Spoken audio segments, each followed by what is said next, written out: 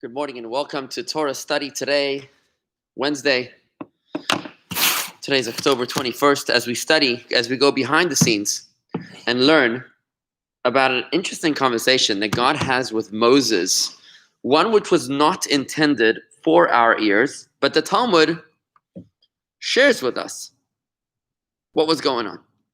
Perhaps we'll be able to understand by the time we finish this Talmud study the reason that the Talmud shared this with us. Maybe we can propose an understanding as to why we were able to find out about this ex post facto, but not during.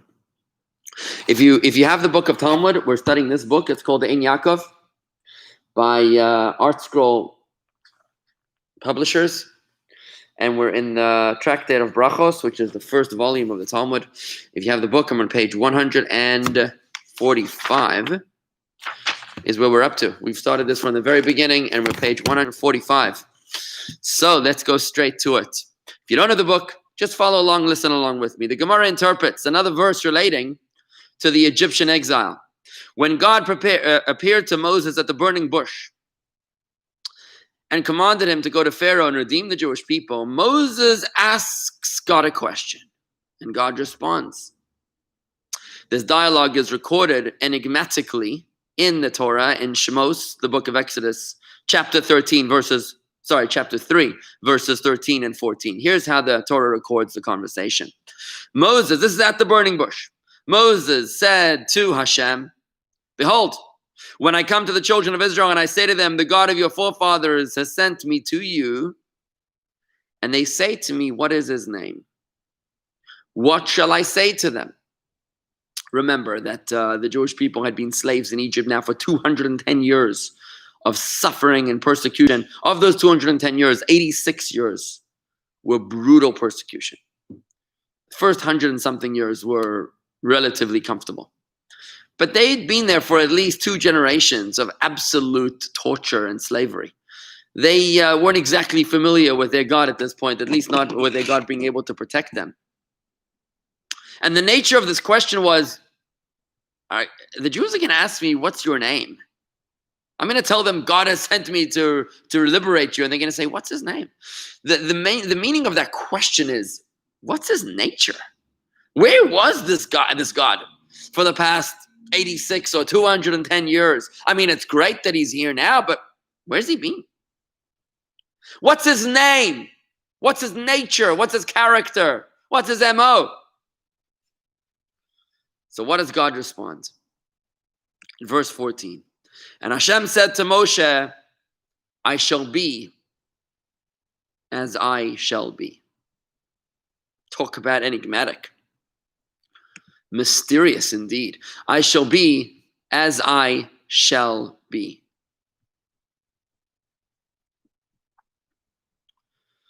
And Hashem said, again, it says a second time, and Hashem said. So again, Hashem said to Moshe, I shall be as I shall be. And then in the middle of the verse, and he said, so shall you say to the children of Israel, I shall be, has sent me to you. And we're kind of left scratching our heads trying to understand what on earth just happened. We understand Moses' question. That kind of makes sense. You're going to tell you want me to tell the Jewish people that their God has come to save them. That's great. Where have you been? What's your name? What's your nature? Okay, good. But what's the answer to that question? I shall be what I shall be. Is that a name? I mean, is that an answer to something? Like, what does this even mean? There's actually 2 questions that we have in this verse, because first of all, God's reply to Moses is broken up into 2 parts. And he said, I shall be as I shall be. And he said, so shall you say to the children of Israel, I shall be, has sent me to you. So why, in the middle of the sentence, why do you have to say twice, and he said? It seems like he said twice 2 things. Since the verse is Hashem speaking, the second phrase, and he said, seems superfluous. Furthermore, God tells Moshe that his name is I shall be as I shall be, and then he proceeds to tell the Jewish people, to tell Moshe, to tell the children of Israel, a shorter name, I shall be. Not I shall be as I shall be, but just I shall be. The Gemara now proceeds to explain to answer these two difficulties. I'd like to welcome everybody who's with us here. I see Elaine Collins on YouTube, Marty and Rob. Good morning to you both. I see a lot more other people with us. I can't tell exactly who they are, but thank you everybody for joining us here. Those that are with us live and those that are with us later. It's a pleasure, truly a pleasure to study Torah with you. If you have any questions, if you have any comments, if you have any criticism, please post your questions. We'd love to hear from you. We'd love to engage and hear your thoughts. Good morning, Mickey. Nice to see you. Maybe your wife or your husband in the background is hearing me and they got any questions. Please post. We'd love to hear your thoughts and comments. It's the more the merrier. Just a lot more fun when you have the engaging comments and conversation going along. So don't hold back. Please participate. Good morning, Chana and Andy, H&A, and Ed Hockman. Nice to see you all.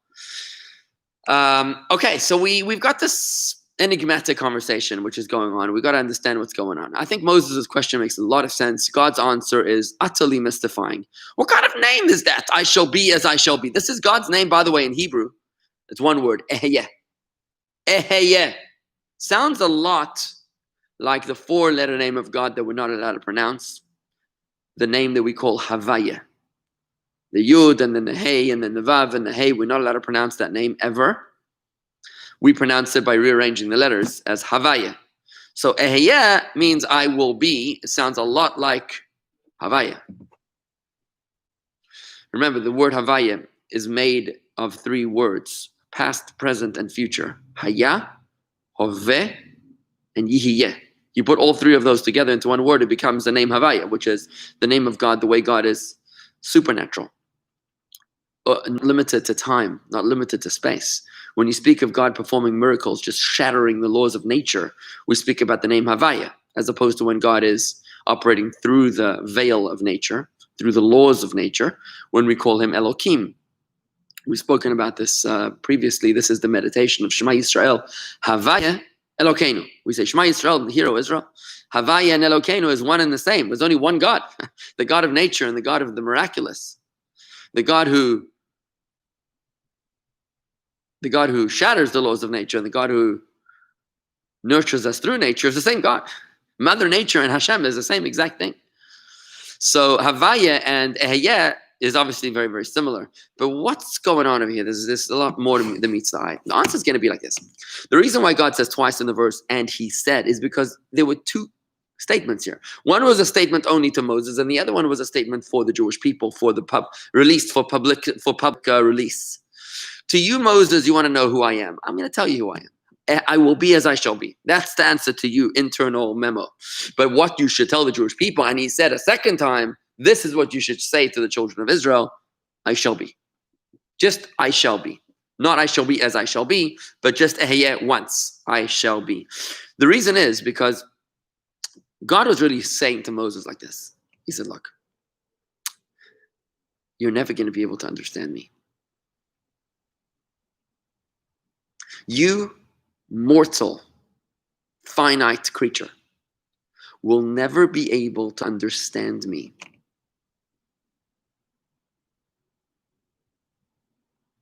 Because I am finite.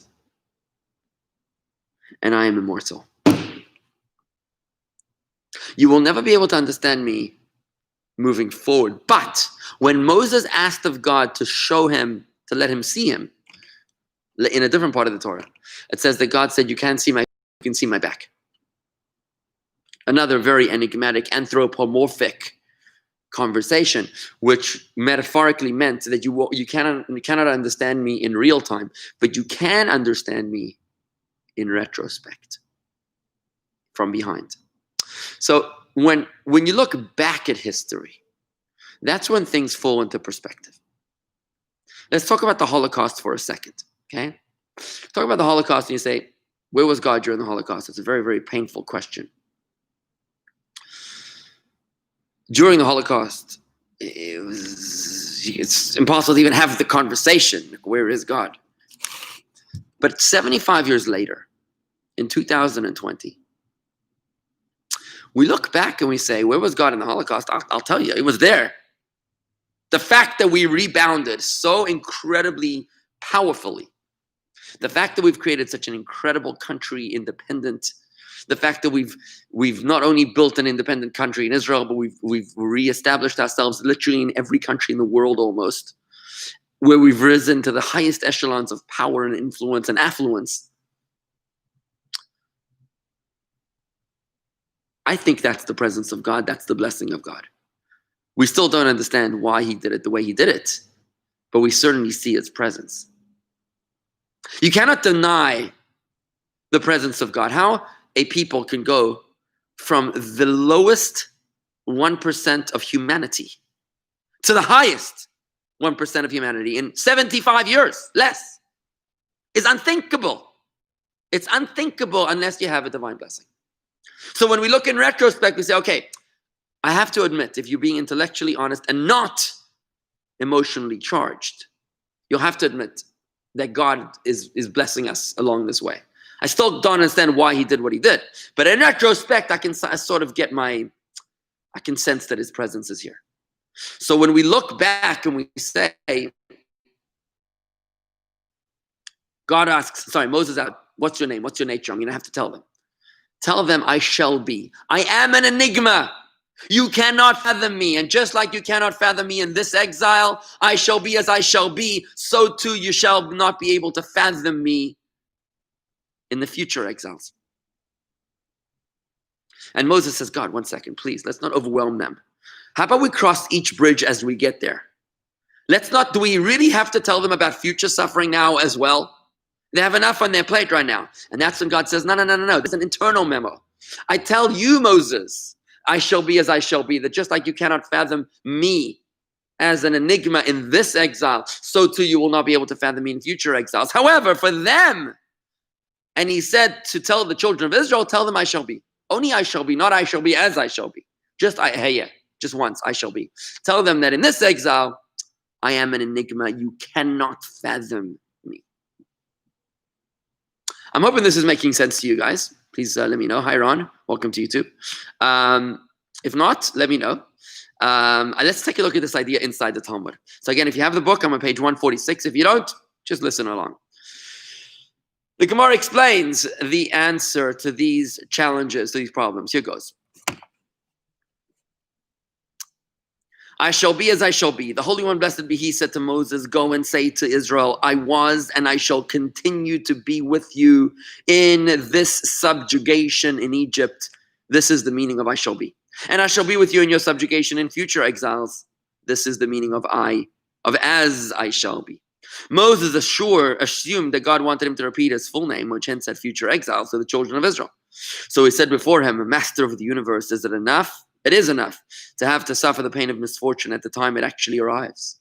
It is enough that they will suffer when the future exiles actually take place. Why should you add to that suffering by informing them now, ahead of time, that those exiles will occur in the future? The Holy One, blessed be he, said to Moses, that was not my intention.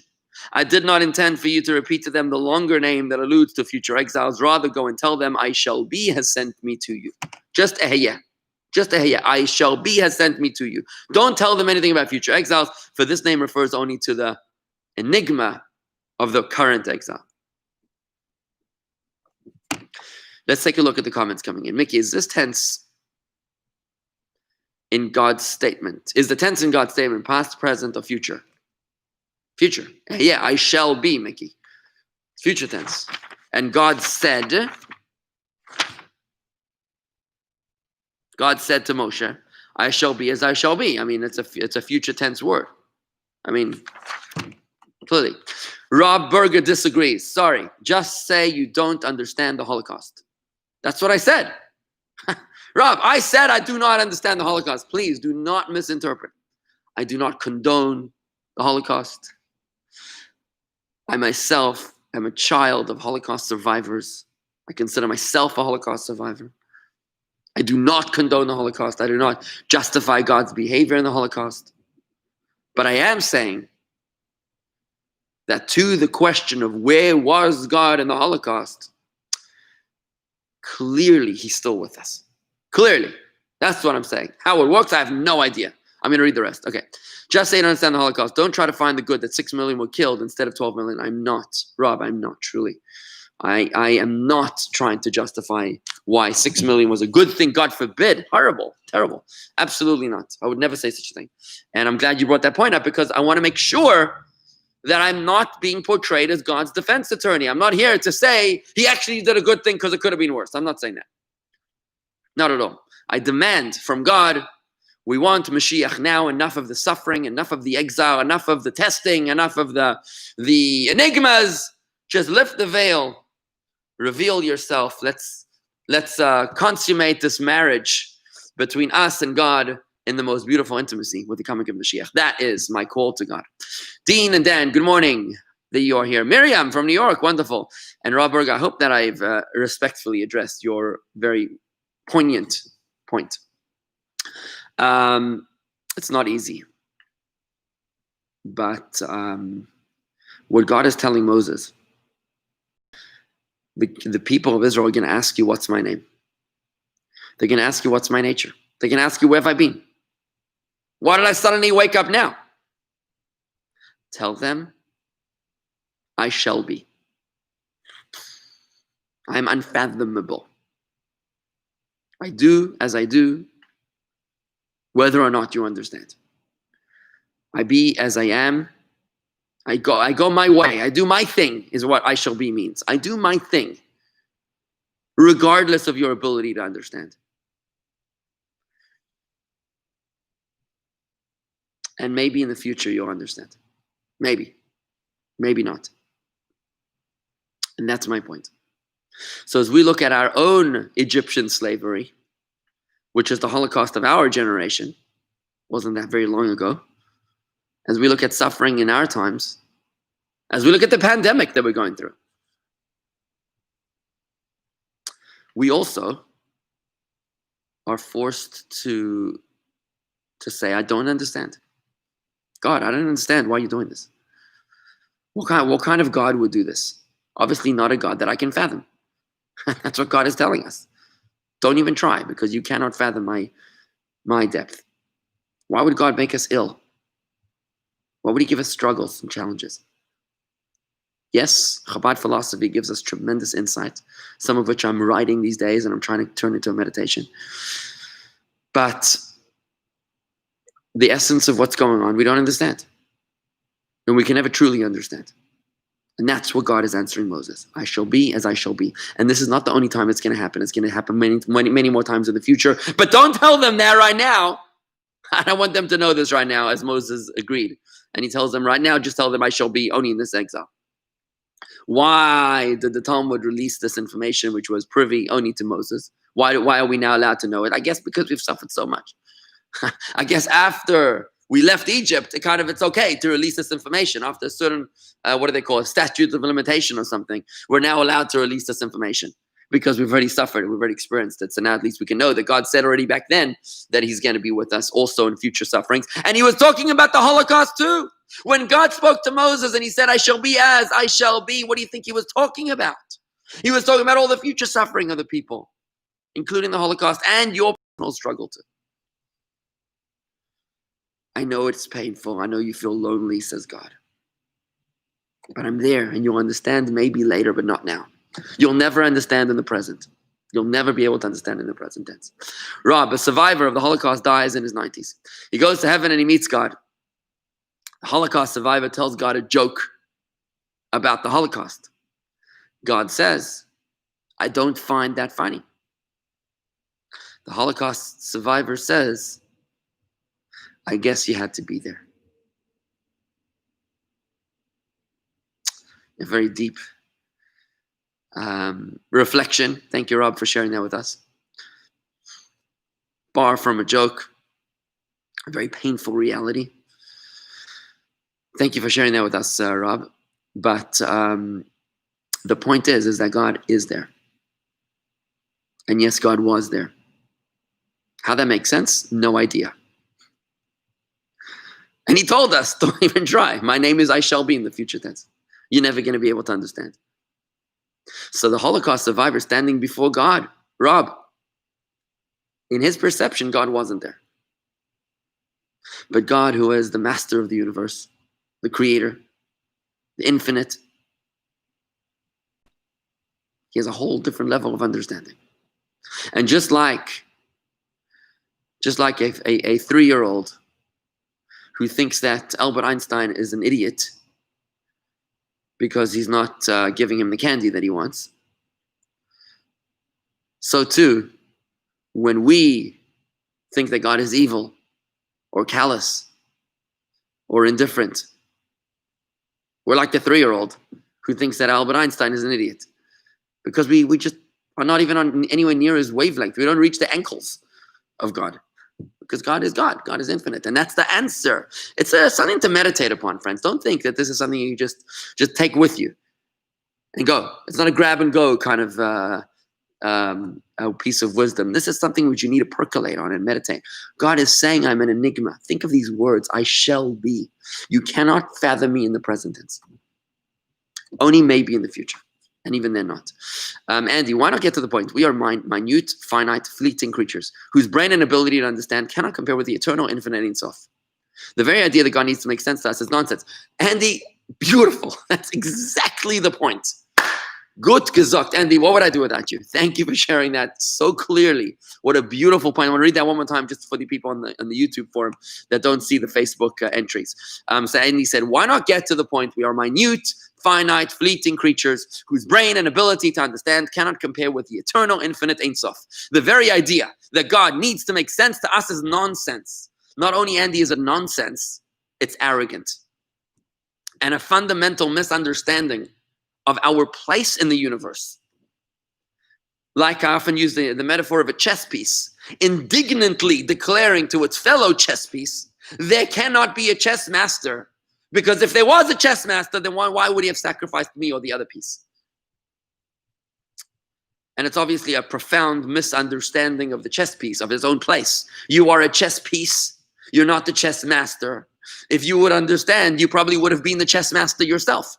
And the fact that you're not understanding is because you're just a chess piece. Of was willst du? What do you want? I see Lois Zinman agrees with Andy. Thank you, Lois. Marty, very profound job. Good gesagt. Good morning, Robert Sanders. Rob Berger, the irony is the Holocaust survivor can find some humor, so he has not given up on life or God. That is true. It's a very good point, Rob. The irony is that as Jews in general, we all are Holocaust survivors. We all are survivors of the trauma of the Holocaust. And it is through humor, as you beautifully expressed in your point over there, we've not given up on life for God. We've evolved a sense of humor, a very wry and profound sense of humor that has allowed us to withstand the trauma of all this persecution that we've suffered. But if we cannot understand, then we are nothing more than puppets. God did not want puppets. He gave us a brain so we could understand and reason. Yes, but like we learned yesterday in Tanya Rob, we have a yarmulke that sits above our brain. Faith, yarmulke, begins where brain ends. You have to be able to make peace with the fact that you are a finite human being. And you cannot fathom, you and I probably cannot understand the depths of Albert Einstein. And we probably cannot understand the depths of the Rebbe's wisdom and understanding. And how much more so, if these are mortals that we cannot understand, how much more so do we not fathom and understand the depths of the creator of the universe? You have to know your limitations. Like, you have a certain amount of money, right? There's certain things that you can do with your money, and there's certain things that you just cannot afford to buy. They're out of your league. They're out of my league. And the same thing comes with intellect. There are things that are out of my league. And just as disillusioned as it is for someone to walk around and thinking that he can buy the Empire State Building and the Eiffel Tower and everything else because he's not having a reality check, for us to walk around thinking that we can fathom and we can understand everything just because I have a brain is disenchanted. It's disillusioned. It's not checked in with reality. Part of wisdom, Rob, is the ability to recognize the limitations of wisdom. This is not a zero-sum game. It's not all or nothing. It's not that either you understand everything or you understand nothing. No, we're human beings. We're here to serve God. We serve God as much as we can. And when we reach the end of our understanding, that's where we have to bring in faith. That's why we need to believe. And that's how we serve God with our faith. And every day we need to push the envelope a little bit. What was yesterday's faith becomes today's understanding. And today's faith becomes tomorrow's understanding. Every day we grow a little bit more. But we know that we're never going to reach the finish point. This is the infinite game. Simon Sinek's infinite game. But if we cannot understand, that was your last point. Okay, I see a comment on YouTube as well. Elaine, Hashem lost the case when he was put on trial in Auschwitz. I think you're referring to a movie, Elaine. And if you're referring to the movie, then according to the finite mind of the Hollywood producer or whichever producer produced that movie or that documentary, okay. So according to his perception, God lost the case in Auschwitz, okay. And that's the human perception. When human beings put God on trial, I'm not sure if that actually happened or if that was just a dramatization of what might have happened. But whatever happened, I mean, fine, okay. So in that movie itself, by the way, it's very interesting. When they put God on trial in Auschwitz, they're very similar to Rob's point about humor, finding our faith through humor. The end of that movie, in the most powerful point of the movie, when they proved God guilty of treason and neglect and breach of contract. You know, God owes us to protection and to feed us and to sustain us, and he abandoned all of his breaches of contract, despite the fact that the human court decided that God was guilty on all charges. After all that emotional testimony, they gathered and they said, oh, it's time to daven Ma'ariv. It's time for the evening service. And they made a minyan and they said Kaddish, which was profound reflection of the faith of a Jew. That even when I don't understand and makes no sense, I still serve God. And that's what we learned yesterday, I think it was, when we or 2 days ago, whenever it was, when we said that a bris of a Jew, the Jew makes a bris with God at 8 days old. Before we can even fathom, before we can understand, before there's any rational thinking. Because we say, God, the covenant I make with you, it's not a circumcision. It's not a surgical procedure. This is a religious, spiritual covenant. The covenant I make with God, which is an unbreakable bond, is even when I do not understand. Even when things don't make sense, I'm devoted to you, God. Like I'm devoted to my spouse when things don't make sense. I love her always, no matter what. That's my relationship with God as well. Beautiful, profound comments coming in here. I think I missed. Oh, Andy responds. I'm sorry. Andy responded to Rob. Let's see what Andy says on YouTube, on Facebook, I think. Andy responding to Rob Berger. We are not puppets. We are creatures whose brain is purposed to our mission in life. We do our job, making choices every day, exercising our freedom of choice and doing good deeds, especially mitzvahs, fulfilling our own destiny. Understanding all the things is not our job. Andy, I love how you think. Such clarity that you have in your mindset.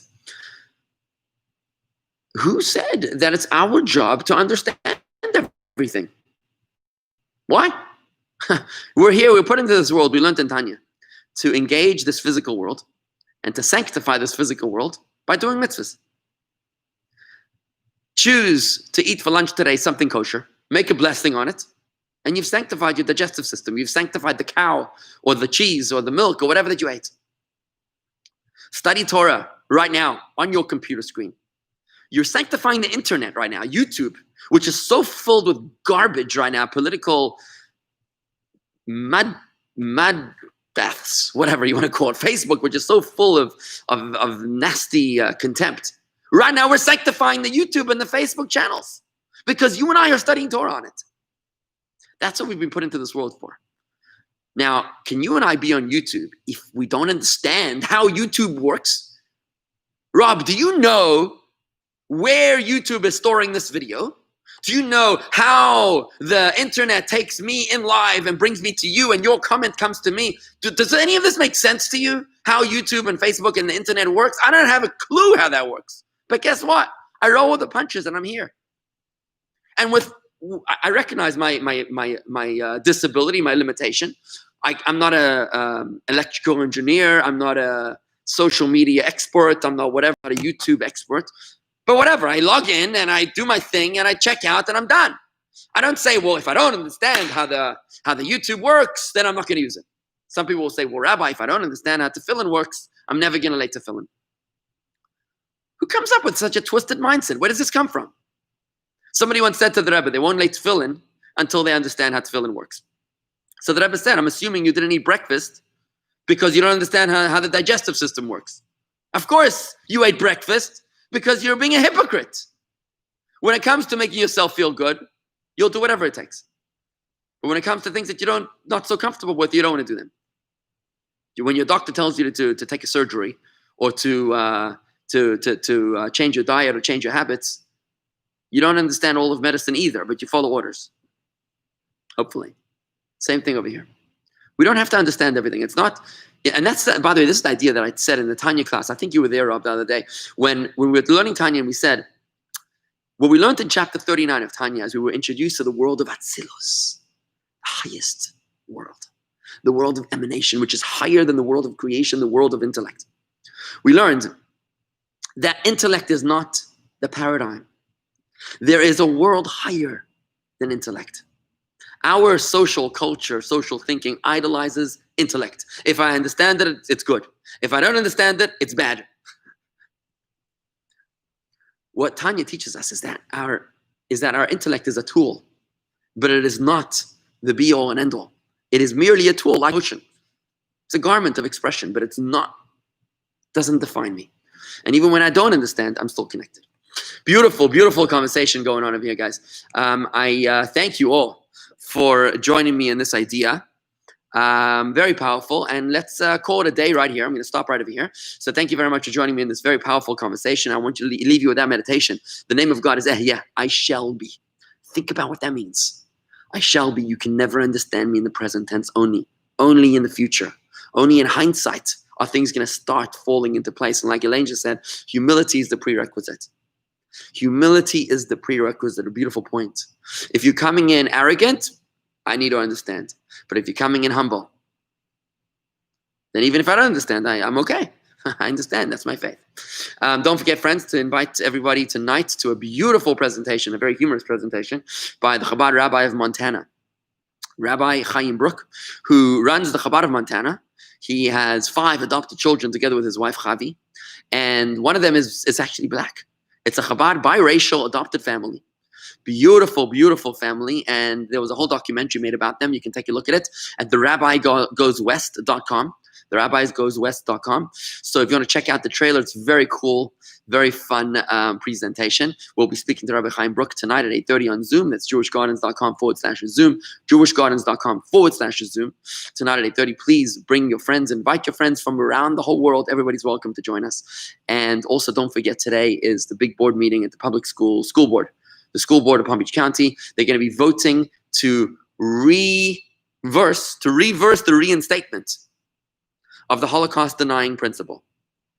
What that means is basically they're voting about whether they should fire the Holocaust denying school principal. So please, if you could send a message, a voice message, a 3-minute voice message, which will be played at the school board meeting today at 5 o'clock.